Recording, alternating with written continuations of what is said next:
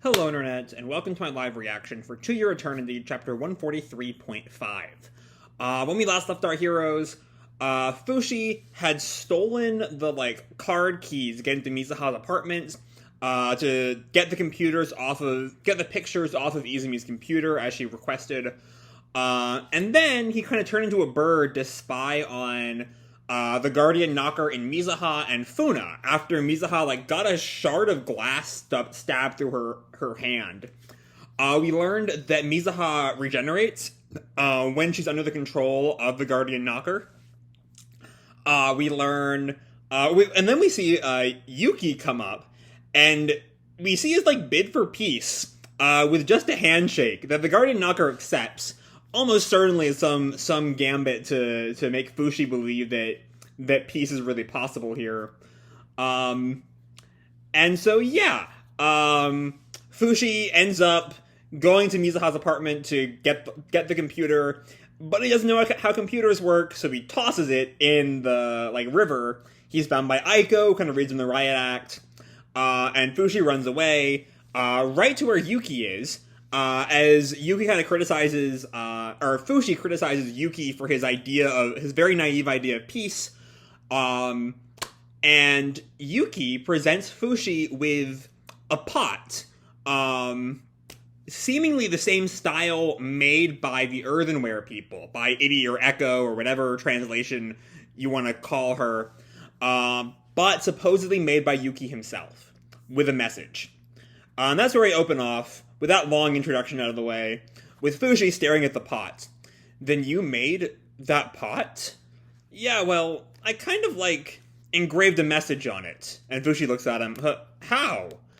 And Yuki kind of, bashfully looks away. Oh, just try and read it. And it's been a while since we really looked at... Oh, I remember why. I had already seen the first page already when I pulled up the site. And I had forgotten how exactly Fushi goes about reading earthenware pots, because it's been so long.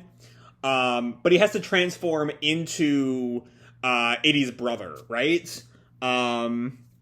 Because the brother has the knowledge of how to read the pots. And so he, examines the pot. We get this whoosh sound effect with Chapter 143, Binding Earth Part 2. Which, admittedly, a chapter going back into the earthenware people, makes sense for a title of Binding Earth. Anyway, it's a picture of, the image that Fushi gets is a picture of Yuki in, explorer's gear in front of, a ziggurat. If you are seeing this image, it means I made the pot right. And Fushi's just kind of confused at how meaningless that pot turns out to be. Though, just the fact that Yuki can make an earthenware pot is pretty impressive. So Yuki, the image of Yuki continues. First off, let me explain to you how I came to make this pot. I had always thought it was inconvenient that Idi-chan couldn't talk to everyone. In addition, the out-of-place artifact before my eyes greatly stimulated my occult interests. He walks up to Idi and thinks, I wonder if I could use that. And asks, say, Idi-chan, how do you use these? Idi just looks at him. It's honestly kind of curious that Idi still can't talk. And I kind of forget, are all the earthenware people just mute? Or biologically mute, unable to talk? Or do they just not really have a spoken language as opposed to the pots? And Idi just hasn't quite learned, I guess not Japanese, but Yanome, the Yanome language? That's the question I'm asking. Anyway, Idi just kind of stares at him, and Yuki kind of laughs. Oh, you have a favorite food? And Idi still just kind of stares at him, and he thinks, I didn't get through to her, huh? And then, Yuki picks up the pot. Okay, let me borrow this pot for a second. I'll tell you my favorite food. I mixed dirt and water and made a pattern with my fingers, thinking of my favorite food the whole time. So hold on, is the pot language just thoughts? Is that it? Because he hands the pot to Idi. Here, Idi-chan, this is my favorite. And she examines it, and She's just, like, scandalized. That is not it, apparently. And Yuki must have said something really horrific. Because Iri just runs away, and Yuki calls, Iri-chan! And we see an image of some kind of meat, I think, and a bunch of, like, empty glasses. Okay. Hold on.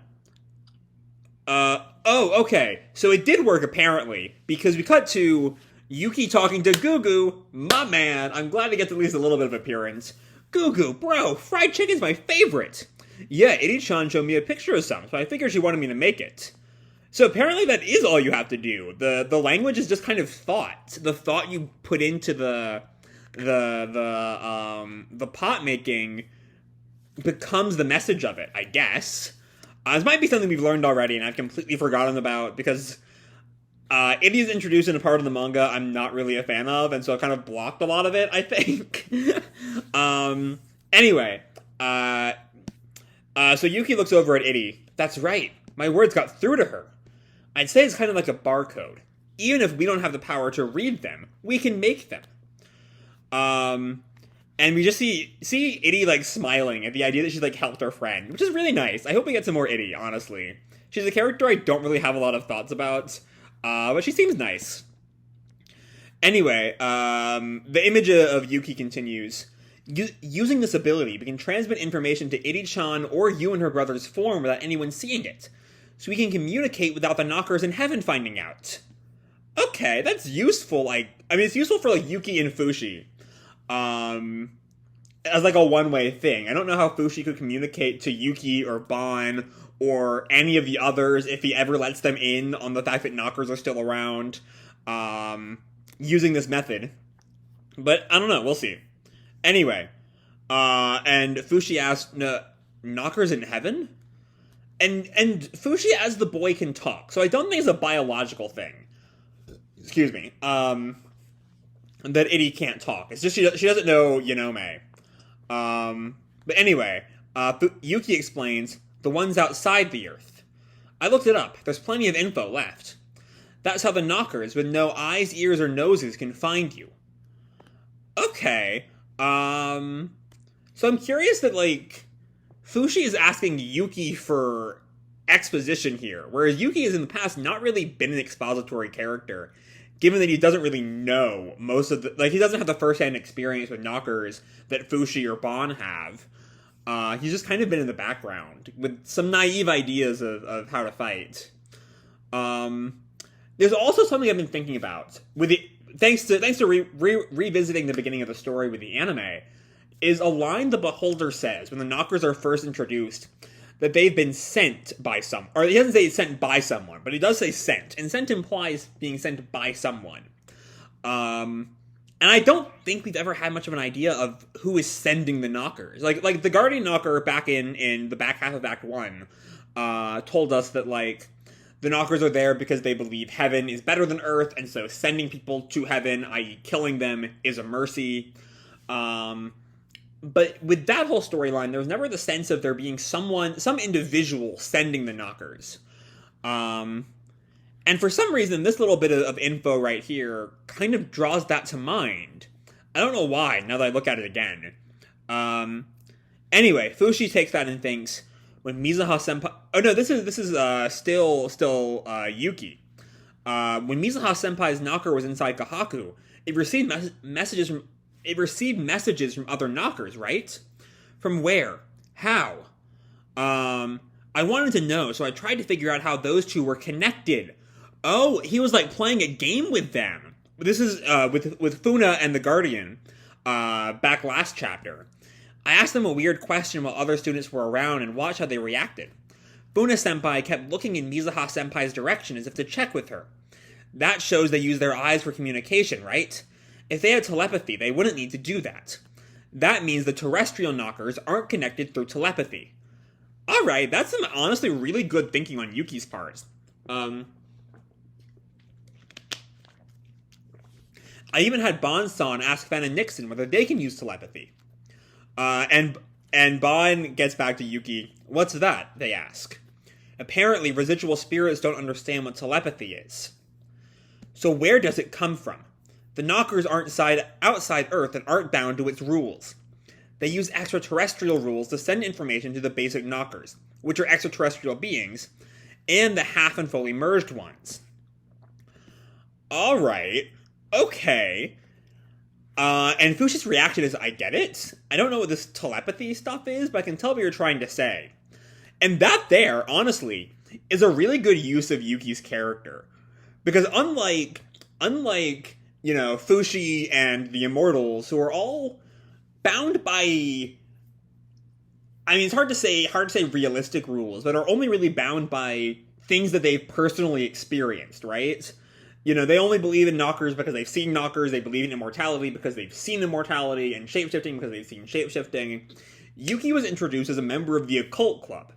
He has always been interested in things like telepathy, and aliens, and ghosts, but that's not really important to this part of the story. And so Yuki, we're seeing, is kind of, whether he's right or not, because Yuki's just kind of not quite guessing, hypothesizing might be more accurate.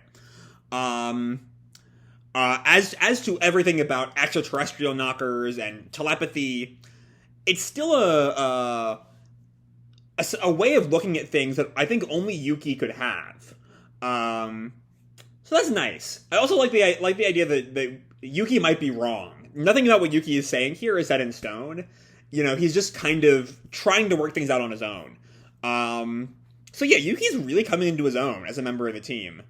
Anyway, I can tell what you're trying to say. So, and Yuki continues, right, this is where we get into the real nitty-gritty. We shouldn't let what I'm about to discuss with you be overheard by the Knockers. Information will be our strongest weapon. As a member of the Occult Research Club, I've been thinking about you guys since you arrived.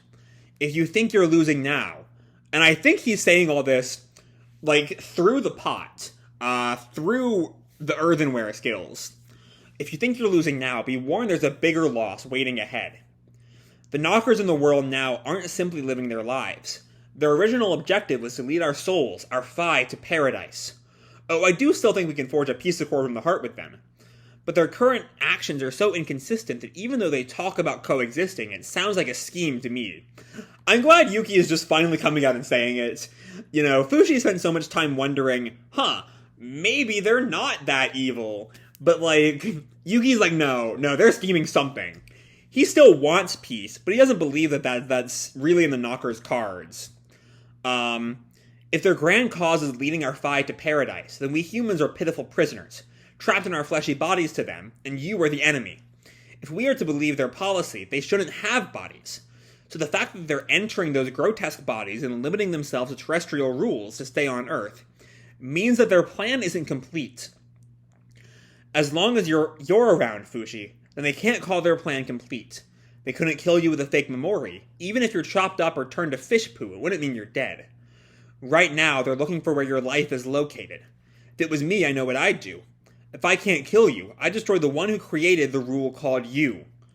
Are they going after Satoru? Mr. Black, a.k.a. the boy Satoru. Okay. Alright. I'm not quite sure that would actually kill Fushi, especially because Satoru, the Beholder, by becoming Satoru, is a much more terrestrial being. So I'm not quite sure that would work. But this whole chapter is kind of about people not knowing all the info and trying to kind of hypothesize. So I can see that the Knockers not knowing what would work, maybe believing killing Satoru would kill Fushi, even if they're probably wrong. And they gotta save Satoru just to save Satoru. So yeah, we see Satoru just walking home from somewhere. And his older sister character, whose name I don't remember, from the orphanage calls, Satoru, come walk with us, with two other little kids. And Satoru looks back at her.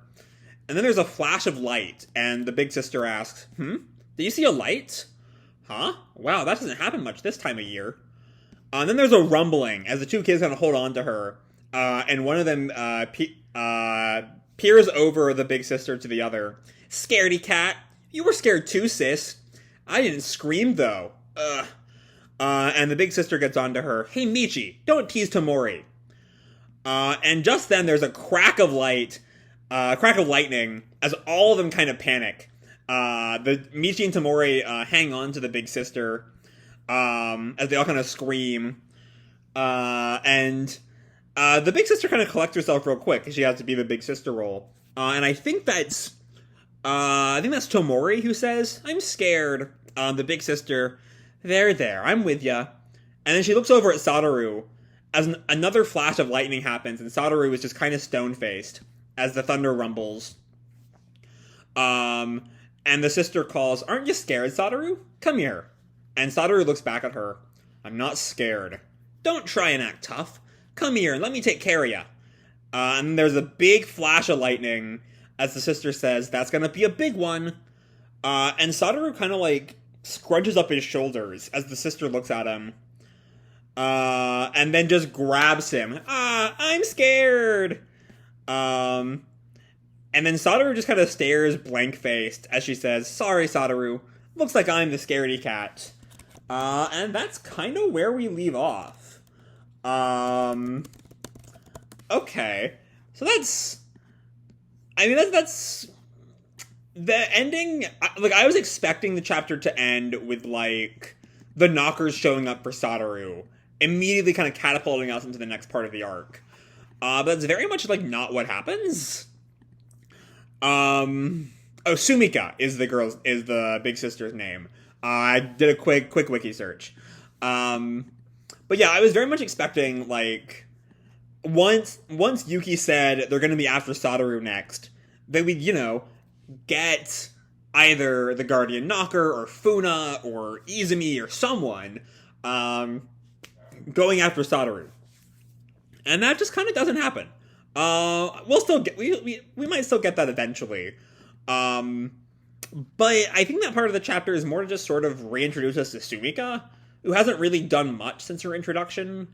Which is fine. She's not like a super important character, but if Satoru is going to become a bigger focus for the next part of this arc, we are going to have to kind of reestablish their dynamic in more detail than they've gotten in the past. So yeah, there's not a whole lot to kind of dive into there. Maybe there's something about the storm being really bad, as Sumika says, that doesn't happen much this time of year. I think referring to just storms in general.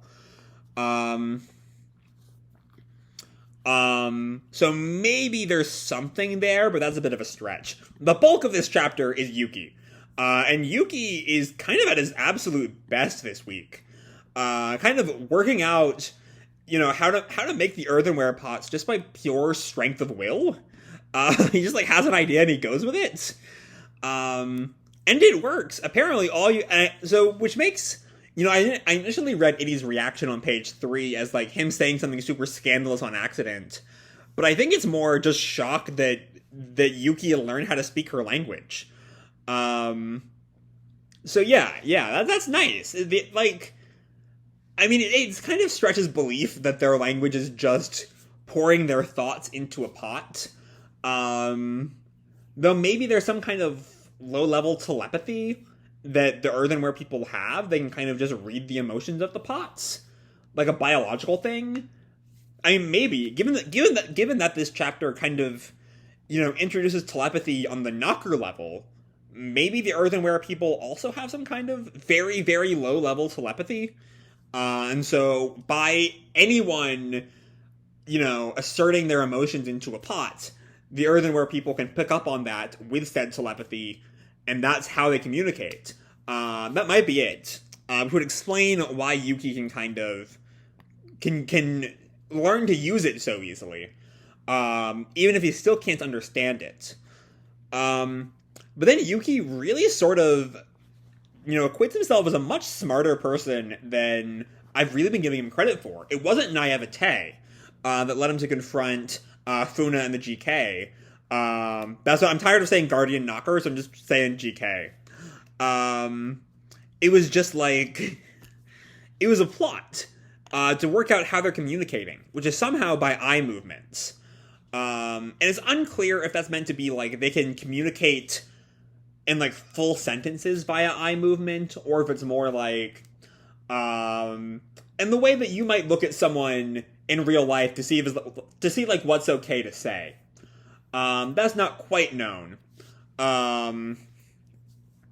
But either way, they're not communicating by like telepathic means, and yet, if we look back at the end of Act 1, that must have been how the GK was getting information. And so that must have been coming from somewhere, as Yuki puts it, the extraterrestrial knockers, that have their own set of rules.